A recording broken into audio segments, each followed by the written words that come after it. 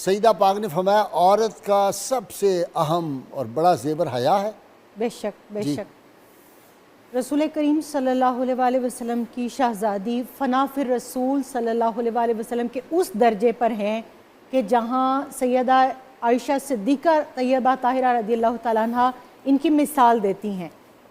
کیونکہ آپ سے وہ روایت منسوب ہے کہ آپ نے ارشاد فرمایا کہ میں نے چال ڈھال میں،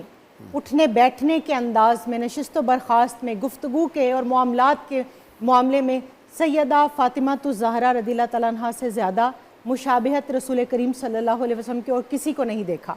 اب یہاں سے ایک چیز جو اسٹیبلش ہوتی ہے، چاہے وہ مرد ہوں چاہے خواتین، کہ رسول کریم صلی اللہ علیہ وآلہ وسلم کی سیرت کو جس ہستی نے روئے زمین پر سب سے بہترین انداز میں اپنا کر اپنا اسوہ پیش کیا، وہ ذات سیدہ فاطمہ الزہرا سلام اللہ علیہ کی ذات ہے۔ فنا فی الرسول کی معراج جو ہے بے شک وہ وہ جس اگر کسی ہستی ہستی میں میں نظر آتی ہے تو وہ ہمیں سیدۃ النساء رضی اللہ تعالیٰ عنہ ہے۔ آپ نے حیا کے حوالے سے بات کی، میں دو روایات کو اکثر بیٹھ کر اکیلے میں سوچتی ہوں کہ جب سیدہ پاک کا وصال کا وقت آیا تو آپ نے سیدہ اسماء رضی اللہ تعالیٰ عنہ کو بلا کر جو وصیت کی اور جو حبشہ کا انداز پوچھا کہ میت کو کس طرح سے دو چھڑیوں کے ذریعے اوپر سائبان بنا کر اور چادر ڈال کر چھپایا جاتا تھا، آپ صلی اللہ علیہ وسلم کے وصال کے بعد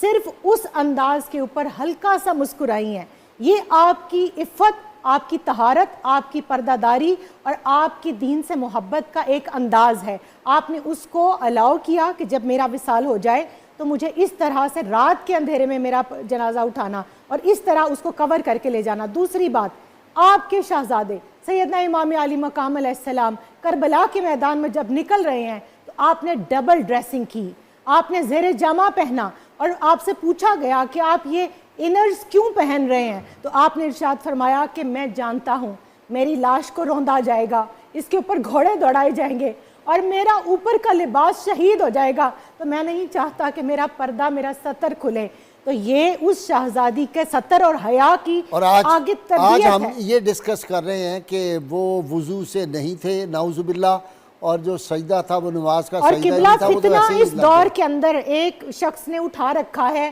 میں خواتین میں جاتی ہوں، میں بازاروں میں دیکھتی ہوں کہ سر کے بال چہرے کا حصہ ہیں اور ان کا ڈھکنا، چونکہ چہرہ کھلا رکھنے کی اجازت ہے تو آپ سر کے بال بھی کھلے چھوڑ کے پھر سکتی ہیں۔ وہ کارٹون نما پردہ کر کے نیچے عبایا گاؤن پہنا ہوا ہے اور اوپر بال کھول کے بازاروں میں پھر رہی ہیں۔ سیدہ پاک اپنی 3 سال کی شہزادی سیدہ زینب سلام اللہ علیہ کو تو الاؤ نہ کریں کہ ان کے سر سے چنی بھی سرک جائے، اور آج امت کو اس موڑ پر لا دیا گیا۔ میرے نبی علیہ السلام کی بارگاہ میں اگر ایک جو ہے وہ